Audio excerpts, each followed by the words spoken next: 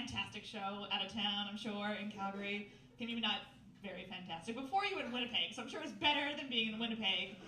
We were very happy to have you back here, the lovely, talented Jeff Gladstone.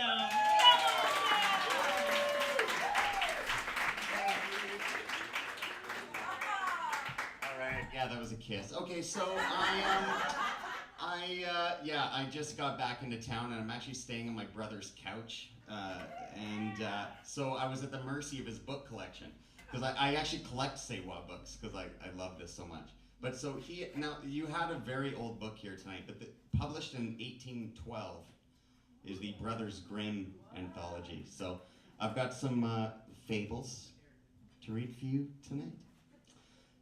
For example, I'm sure you've all heard of this one, The Mouse, the Bird, and the Sausage. It goes like this. It goes like this. Once upon a time, a mouse, a bird, and a sausage became companions, kept house together, lived well and happily in peace, and wonderfully increased their possessions.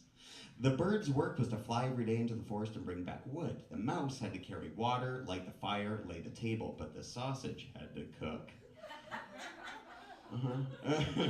He was too well off, as always longing for something new. That is the moral. One day the bird met another bird to whom it related its excellent circumstances and boasted of them. The other bird, however, called it a poor simpleton for its hard work, but said that the two at home had good times. When the mouse had made her fire and carried her water, she went to her little room to rest until she'd called her to lay the table. The sausage stayed by the pot, saw that the food was cooking well, and when it was nearly time for dinner, it rolled itself once or twice through the broth or vegetables, and then they were buttered, salted, and ready. When the bird came home and laid his burden down, they sat down to dinner, and after then they had their meal, and they slept their fill till morning, and that was a splendid life, yeah. So the next day, the bird, prompted by the other bird, would go no more into the wood, saying that he had been servant long enough, and had been made a fool by all them, that he must change about for once and try to arrange it another way. This makes sense. And though the mouse and the sausage also begged most earnestly, the bird would have his way and said it must be tried. You guys following? Okay, good. They cast lots about it, and the lot fell that the sausage was to carry the wood, the mouse became the cook, and the bird was to fetch the water. What happened? It says actually like, what happened? 1812. The little sausage went out towards the wood. The little bird lighted the fire. The mouse stayed by the pot and waited alone till little sausage came home and brought wood for the next day. But the little sausage stayed so long on the road that they both feared something was amiss, and the bird flew out a little way into the air to meet it.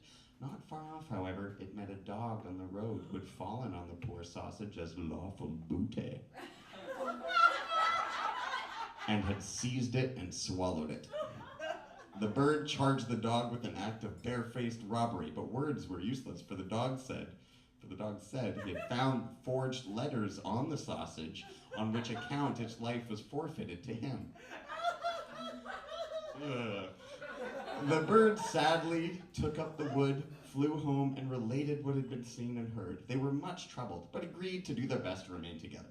The bird therefore laid the table, and the mouse made ready the food and wanted to dress it and to get into the pot, as the sausage used to do, and roll and creep amongst the vegetables to mix them. But before she got into the midst of them, she was stopped and lost her skin and hair and life in the attempt. When the bird came to carry in the dinner, no cook was there. In its distress, the bird threw the wood here and there, called and searched, but no cook was to be found! Exclamation point. Owing to his carelessness, the wood caught fire so that conflagration broke out. The bird hastened to fetch water, but the bucket dropped into the well, and he fell in with it and could not recover himself and had to drown there. That is the story of the mouse and the bird and the sausage. So if you have an arrangement, keep it that way. That is the moral. Okay, now this one, I might need some help. This is called Clever Hans. Has the overtime started yet? Okay. It has? No. Okay, let me know if it goes bad. But this is one, it's a little bit longer, but it's all dialogue. It's called Clever Hans. It's Hansel and Gretel. The mother of Hans said, "Whither away, Hans?" Hans answered, "To Gretel." That's my German accent, deal with it. "Behave well, Hans." "Oh, I'll behave well. Goodbye, mother." "Goodbye, Hans." Hans comes to Gretel. "Good day, Gretel." "Good day, Hans. What do you bring that is good?" "I bring nothing. I want to have something given me." Gretel presents Hans with a needle. Hans says, Goodbye, Gretel. Goodbye, Hans. You're following this? Hans takes the needle, he sticks it into the hay cart, and he follows the cart home. Good evening, Mother. Good evening, Hans. Where have you been? With Gretel. What did you take her? Took nothing. She had something given me. What did Gretel give you? Gave me a needle. Where's the needle, Hans? Stuck in the hay cart. That was ill done, Hans. You should have stuck the needle in your sleeve. Never mind. I'll do better next time. Whither away, Hans? To Gretel, Mother. Behave well, Hans. Oh, I'll behave well. Goodbye, Mother. Goodbye, Hans. Hans comes to Gretel. Good day, Gretel. Good day, Hans. What do you bring that is good? I bring nothing. I want something given to me.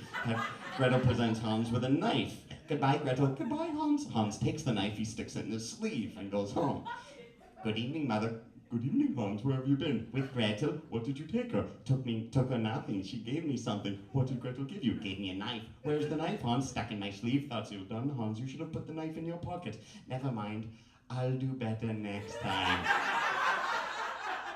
Whither away, Hans? To Gretel, Mother. Behave well, Hans. Oh, I'll behave well. Goodbye, Mother. Goodbye, Hans. Hans comes to Gretel. Good day, Gretel. Good day, Hans. What good do you bring? I bring nothing. I want something given me. Gretel presents Hans with a young goat.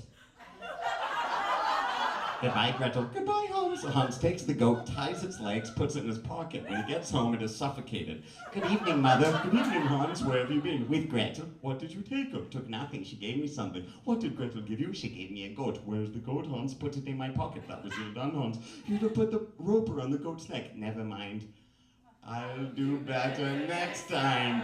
Whither away, Hans? To Gretel, Mother. Behave well, Hans. Oh, I'll behave well. Goodbye, Mother. Goodbye, Hans. Hans comes to Gretel. Good day, Gretel. Good day, Hans. What good do you bring? I bring nothing. I want something given me. Gretel presents Hans with a piece of bacon.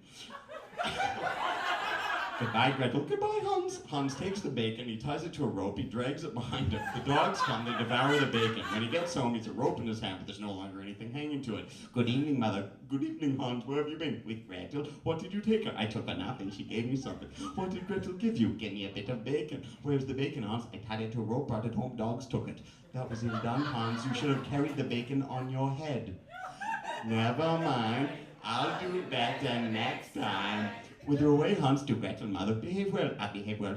Goodbye, Mother. Goodbye, Hans. Hans comes to Gretel. Good day, Gretel. Good day, Hans. What good do you bring? I bring nothing. I would something be given. Gretel presents Hans with a calf. Goodbye, Gretel. Goodbye, Hans. Hans takes the calf, he puts it in his head, and the calf kicks him in the face. Good evening, Mother. Good evening, Hans. Where have you been? With Gretel. What good do you take her? I took nothing, but I had something given me. What did Gretel give you? A calf. Where did you find the calf? Where have you the calf, Hans? I set it on my head and it kicked me in the face. That was ill done, Hans. You should have led the calf and put it in the stall. Never mind. I'll do better next time.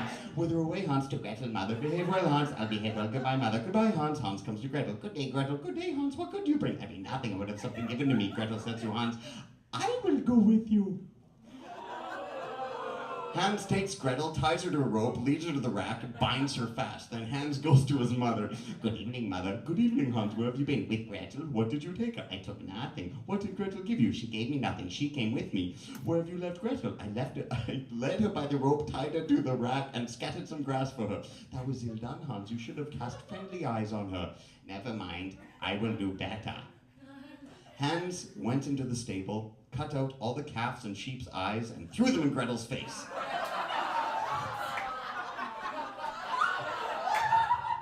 Then Gretel became angry, tore herself loose, and ran away, and was no longer the bride of Hans.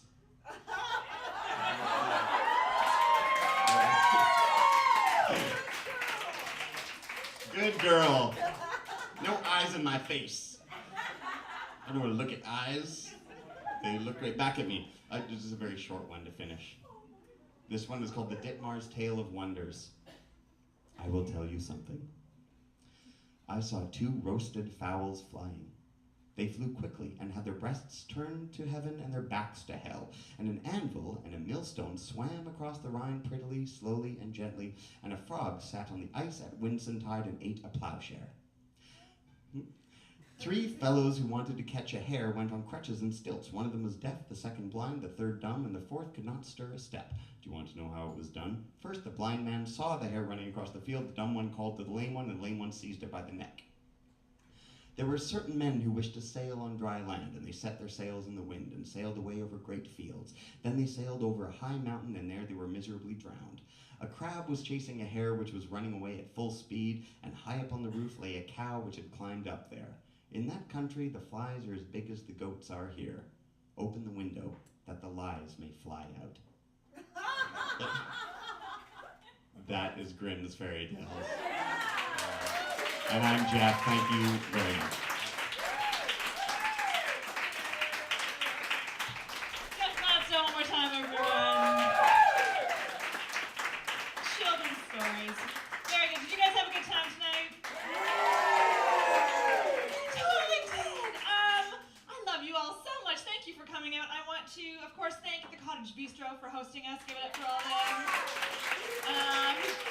For lovingly turning off the TVs despite the hockey game. Give it up for Natalie, my lovely friend and assistant at the door, making sure that we can, make some money, pay everybody. And I want to thank everybody that read this evening and go through the list. Give it up for Beth Gardner.